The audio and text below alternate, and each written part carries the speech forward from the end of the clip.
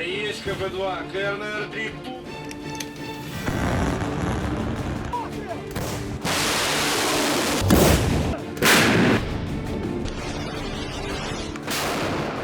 Начать экстренную запись.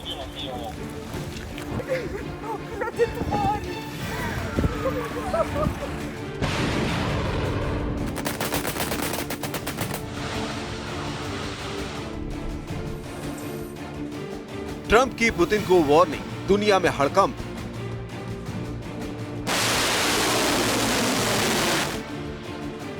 रूस को खत्म करने की सीधी धमकी।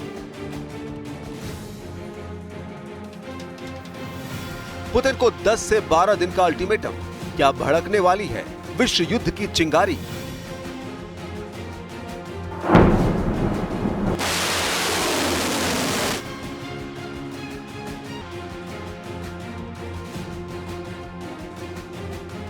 अमेरिका के राष्ट्रपति डोनाल्ड ट्रंप एक बार फिर पुतिन पर भड़क उठे हैं। इस बार ट्रंप की तरफ से दी गई सीधी धमकी ने वॉशिंगटन से लेकर मॉस्को तक सियासी तापमान में उबाल ला दिया है। ट्रंप ने अपने बयान में सिर्फ चेतावनी नहीं दी, बल्कि पुतिन को 10 से 12 दिन का अल्टीमेटम भी दे डाला। या तो युद्ध खत्म करो या फिर अमेरिका की अगली चाल झेलने को तैयार रहो। खास बात यह कि डोनाल्ड ट्रंप ने पुतिन को यह धमकी उस वक्त दी जब वो ब्रिटेन के प्रधानमंत्री कीर स्टारमर के साथ बैठक में शामिल थे।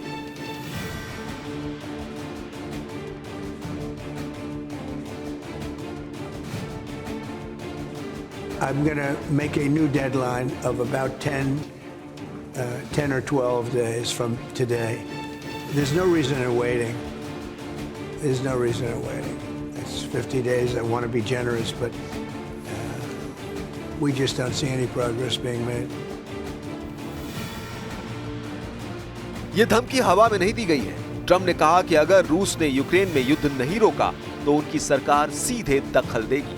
ट्रंप के इस स्टेटमेंट के बाद नेटो कमांडर सेंटर में बैठकों की झड़ी लग गई है और व्हाइट हाउस की बैक चैनल डिप्लोमेसी एक्टिव हो गई है, क्योंकि ट्रंप की तरफ से साफ कहा गया है कि अगर इन 10 से 12 दिनों के भीतर कोई समझौता नहीं होता तो पुतिन को अमेरिका के सख्त एक्शन का सामना करना पड़ेगा।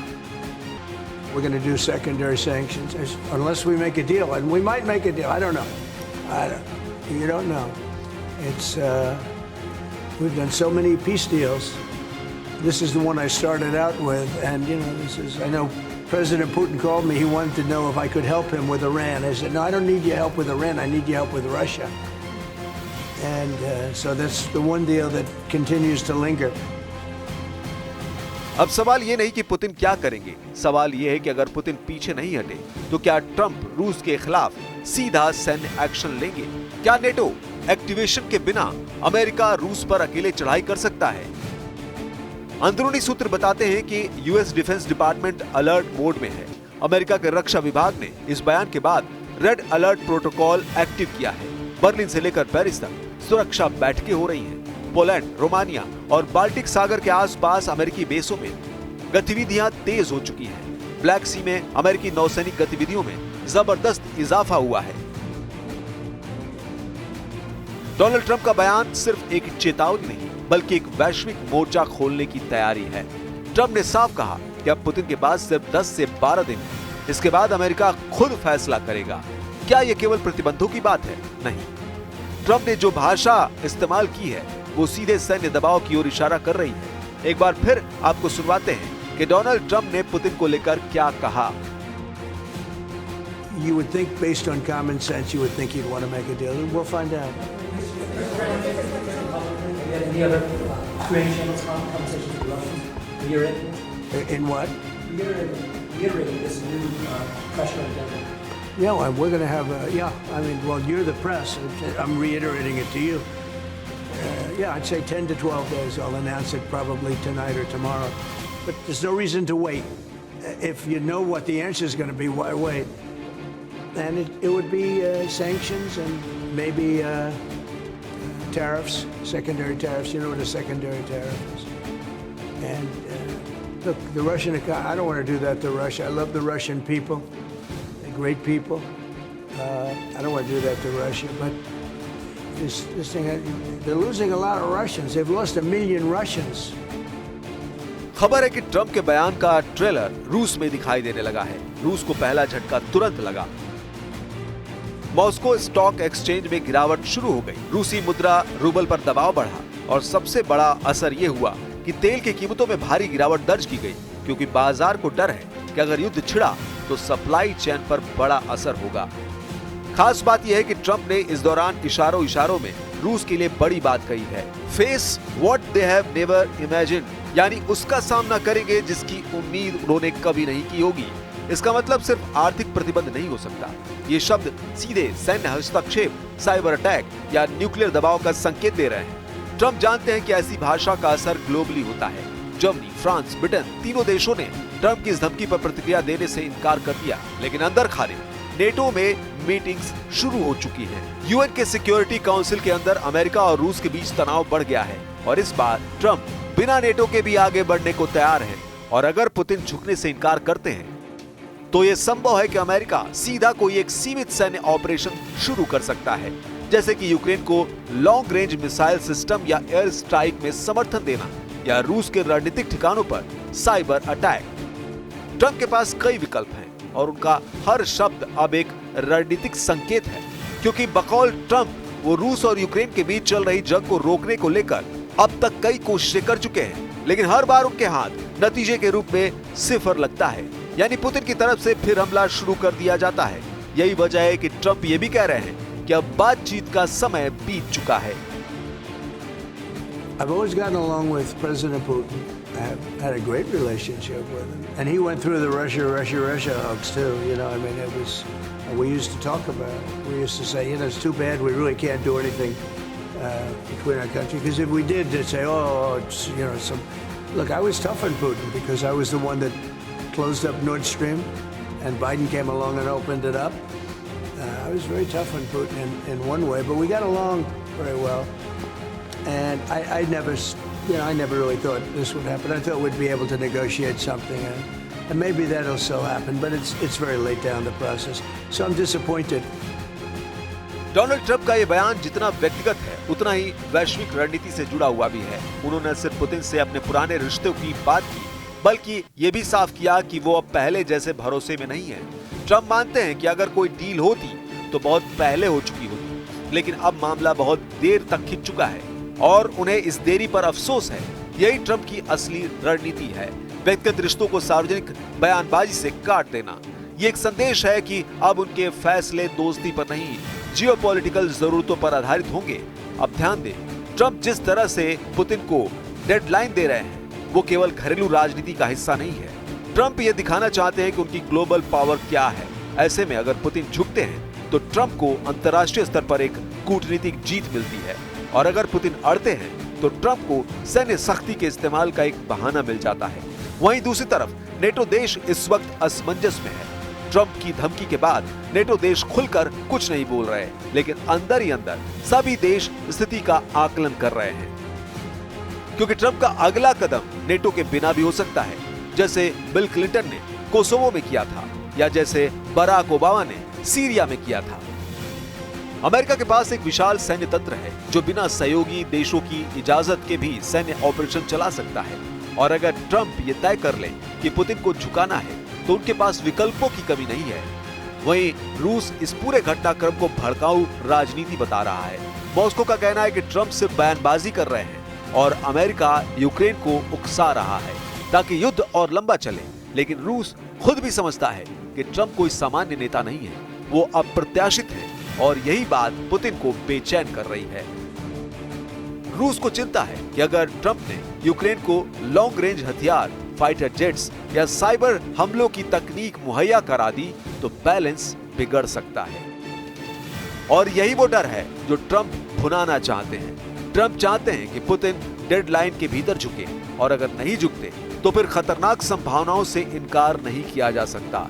यही वजह है वॉशिंगटन से लेकर यूरोप के हर रक्षा मंत्रालय में एक ही सवाल गूंज रहा है, क्या ट्रंप सच में वर्ल्ड वॉर 3 की तरफ पहला कदम बढ़ा चुके हैं या सिर्फ ये एक बड़े सौदे की शुरुआत है? You know, Russia could be so rich right now. Instead, they spend all their money on war. They spend everything on war and killing people. It doesn't make sense to me. I thought he would want to end this thing quickly. I really felt it was going to end, but every time I think it's going to end, he kills people. अब सबसे अहम सवाल यह है कि Donald Trump जिन secondary section की बात कर रहे हैं उनका मतलब क्या है। आमतौर पर जब कोई देश किसी तीसरे देश पर प्रतिबंध लगाता है तो वो सीधे तौर पर उस देश की कंपनियों, बैंकों या सरकार से लेन देन पर रोक लगाता है, लेकिन सेकेंडरी सेक्शन एक स्तर ऊपर की रणनीति होती है। ये उन देशों, कंपनियों या व्यक्तियों पर लागू होती है जो उस प्रतिबंधित देश से व्यापार कर रहे हों। यानी अगर अमेरिका रूस पर सेकेंडरी सेक्शन लागू करता है तो सिर्फ रूस नहीं बल्कि जो भी देश या कंपनी रूस से व्यापार करेगा वो भी अमेरिकी प्रतिबंधों की चपेट में आएगा। उदाहरण के लिए अगर चीन की कोई कंपनी रूस को ड्रोन या चिप्स सप्लाई कर रही है और अमेरिका उसे सेकेंडरी सेक्शन के दायरे में लाता है तो उस चीनी कंपनी के अमेरिका में बैंक अकाउंट फ्रीज हो सकते हैं, डॉलर में लेन देन रुक सकता है और अंतर्राष्ट्रीय व्यापार पर असर पड़ सकता है। अब जरा सोचें, अगर चीन या भारत जैसे देशों पर अमेरिका का आर्थिक दबाव आया तो रूस की तेल सप्लाई का पूरा मॉडल चरमरा जाएगा।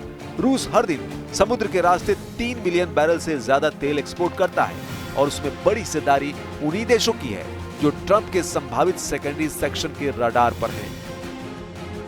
यही वजह है कि सेकेंडरी सेक्शन एक तरह से आर्थिक हथियार बन चुके हैं, क्योंकि ये सिर्फ दुश्मन देश को नहीं बल्कि उसके सहयोगियों को भी दबाव में लाते हैं। ट्रंप जानते हैं कि सीधे युद्ध से पहले ये सेकेंडरी सेक्शन एक बड़ा गेम चेंजर हो सकते हैं। उन्होंने अपने बयान में साफ कहा कि अगर समझौता नहीं हुआ तो पहले सेकेंडरी सेक्शन लगाए जाएंगे और अगर फिर भी हालात नहीं बदले तो सैन्य ऑपरेशन भी टेबल पर रहेगा।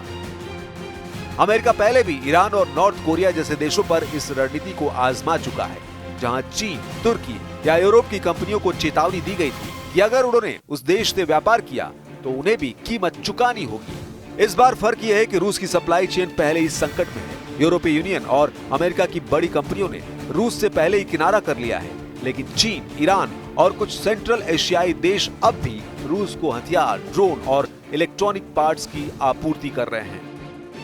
ऐसे में अगर ट्रंप ने सेकेंडरी सैंक्शन लागू कर दिए तो इन सप्लायर्स की रीढ़ टूट सकती है। चीन पर इसका खास असर हो सकता है क्योंकि उसकी कई टेक कंपनियां अब भी अमेरिकी मार्केट और डॉलर ट्रांजैक्शन पर निर्भर है।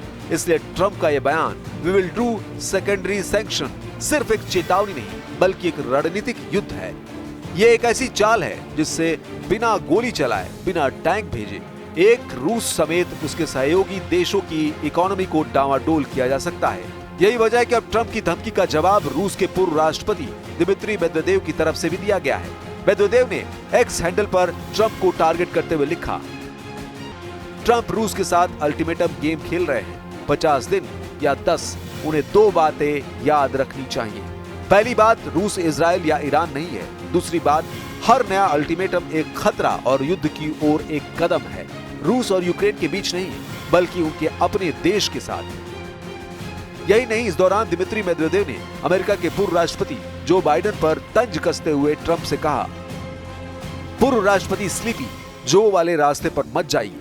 रूस के पूर्व राष्ट्रपति दिमित्री मेदवेदेव से 2 कदम आगे बढ़ते हुए एक और बयान आया। यह बयान है मॉस्को के राजनीतिक सलाहकार सर्गेई मार्कोव का, जिन्होंने ट्रंप की धमकी पर जोरदार पलटवार किया। उन्होंने लिखा, 500 सालों से रूस का जवाब एक ही रहा है, दफा हो जाओ। यानी इस बार भी रूस की तरफ से ट्रंप की डेडलाइन को कोई गंभीरता से नहीं ले रहा है। I don't know.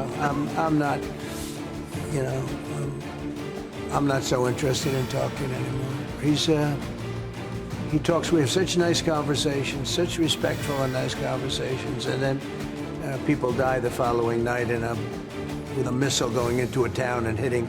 I mean, recently, I guess, the nursing home, but they hit other things. Whatever they hit, people die. So, I don't. We'll see what happens. अब दुनिया की निगाहें टिक गई हैं 10 से 12 दिनों के उस डेडलाइन पर जो ट्रंप की तरफ से पुतिन के लिए जारी की गई है। क्या पुतिन झुकेंगे या एक और ग्लोबल वॉर की नींव रख दी गई है?